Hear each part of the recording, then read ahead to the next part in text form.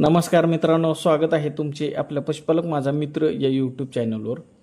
मित्रांनो, ज्यावेळेस नवीन पशुपालक दुग्ध व्यवसायाला सुरुवात करतात त्यावेळेस ते नवीन गाई म्हशी खरेदी करतात त्यावेळेस त्यांना अनेक समस्यांना तोंड द्यावे लागते। जसे की जनावरे दूध कमी देतात, पहिला मुद्दा। त्याचबरोबर चारा कमी खाणे, पाणी कमी पिणे, दूध काढताना लाथा मारणे किंवा दूध काढू न देणे, अशा प्रकारच्या बऱ्याच समस्या येतात। म्हणून आजच्या व्हिडिओमध्ये गाई म्हशी कोणत्याही ठिकाणावरून आपण आपल्या गोठ्यावर आणल्यानंतर कोणत्या 3 गोष्टी करणे गरजेचे आहे याची संपूर्ण माहिती मी सांगणार आहे मित्रांनो। तर त्यापूर्वी तुम्ही या चॅनलवर पहिली वेळेस आला असाल तर पशुपालक माझा मित्र या चॅनल सबस्क्राइब करा आणि ऑल या बटनावर क्लिक करा, म्हणजे पुढचे व्हिडिओचे नोटिफिकेशन लगेच मिळून जाईल। कारण इथून पुढचे जे मी व्हिडिओ पोस्ट करेन ते तुमच्यापर्यंत अगदी सहज पोहोचतील। पशुपालक मित्रांनो, या व्हिडिओमध्ये मी जो फॉर्म्युला सांगणार आहे तो तुम्ही कोणत्याही कुठल्याही ठिकाणाहून खरेदी केलेले जनावर वापरू शकता। कुठल्याही ठिकाणाहून म्हणजे बारामती बाजार असेल, सांगोला बाजार असेल किंवा परराज्यातून जसे की पंजाब असेल, हरियाणा असेल किंवा इतर कर्नाटकमधून बेंगलोर असेल, या ठिकाणाहून जर गाई खरेदी केल्या असतील किंवा म्हशी, यासाठी हा फॉर्म्युला तुम्ही वापरू शकता। कारण कसं असते की ज्या ठिकाणाहून आपण गाय खरेदी केलेली असते त्या ठिकाणी आपण गाईचे दूध हे आपल्या अपेक्षेप्रमाणे त्या गायीने तिथे दूध दिलेले असते, त्यामुळे आपण खरेदी केलेली असते। परंतु आपल्या घरी त्या गायी आणल्यानंतर ती त्या लेवलने दूध देत नाहीत, ही एक मोठी समस्या येते।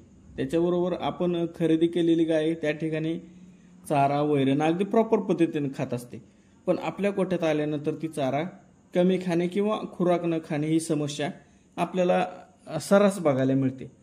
त्याचबरोबर खरेदी केलेली गाय त्या ठिकाणी एकदम फ्रेश असते, मात्र आपल्या गोठ्यावर आल्यानंतर ती मऊ होते, एकदम शांत आणि आजारी असल्यासारखी वाटते, कदाचित आजारी सुद्धा पडते। या सर्व समस्याचा अर्थ असा होतो की मित्रांनो, आपली गाय ट्रेसमध्ये गेलेली असते, त्यामुळे ती दूध ही कमी देते, दूध काढताना त्रास देणे, त्याचबरोबर चारा खुराक कमी खाणे, पाणी कमी पिणे यासारख्या समस्या येतात। मग अशा जनावरांचे आपण काय करायचे की पहिला जो पाऊल आपल्याला उचलायचा आहे तो म्हणजे कोणत्याही एखाद्या चांगल्या औषधाने त्याचे डिवर्मिंग करून घ्या। तुम्ही कोणत्या औषधाने किंवा गोळ्याने डिवर्मिंग करू शकता, म्हणजे हायटेक असेल, हायटेक नावाची गोळी चांगल्या प्रकारची आहे। त्याचबरोबर आयुर्मेक्टिन हा कंटेन्स असणाऱ्या कोणत्याही कंपनीच्या गोळ्या तुम्ही देऊ शकता।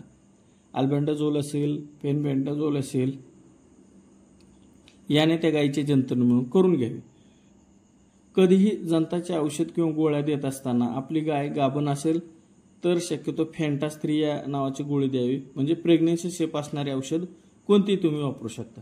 गाभण नसेल तर कोणत्या औषधाने किंवा गोळ्याने तुम्ही डिवर्मिंग केले तरी काय अडचण येत नाही।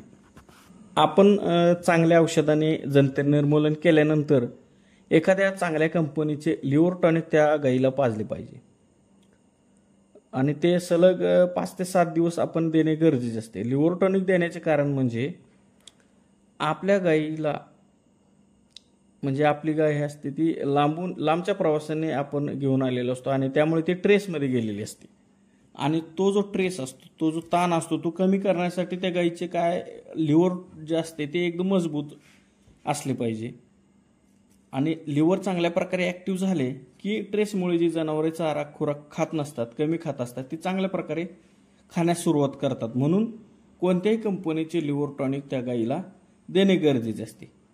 सध्या बऱ्याच कंपनीचे लिव्हर टॉनिक मार्केटमध्ये आहेत, तुम्ही कोणतेही वापरू शकता।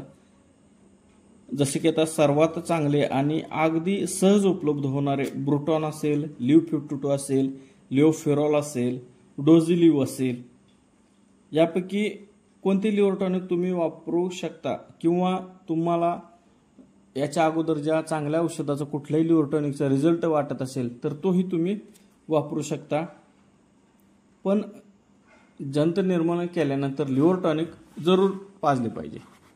मित्रांनो, आपण खरेदी केलेल्या गायीचे डिवर्मिंग केल्यामुळे जंत निर्मूलन चांगल्या प्रकारे होते त्याच्यानंतर लिव्हर टॉनिक दिल्यामुळे आपली गाय प्रॉपर पद्धतीने चारा खाईल, खुराक पूर्णपणे खाईल आणि त्या गायीची पचनक्रिया व्यवस्थित होईल. आता राहिला प्रश्न दुग्ध व्यवसाय म्हणजे दूध व्यवस्थित देण्याचा, तर किंवा त्या गायीची एनर्जी वाढवण्याचा.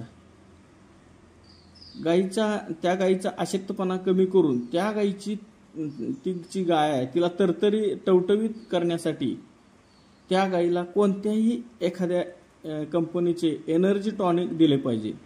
जसे की एनर्डायना ॲडव्हान्स असेल किंवा ई बूस्टर असेल, त्याचबरोबर ॲनाबोलाइट मिक्स असेल किंवा हिमशक्ती असेल किंवा ग्लुका बूस्ट असेल.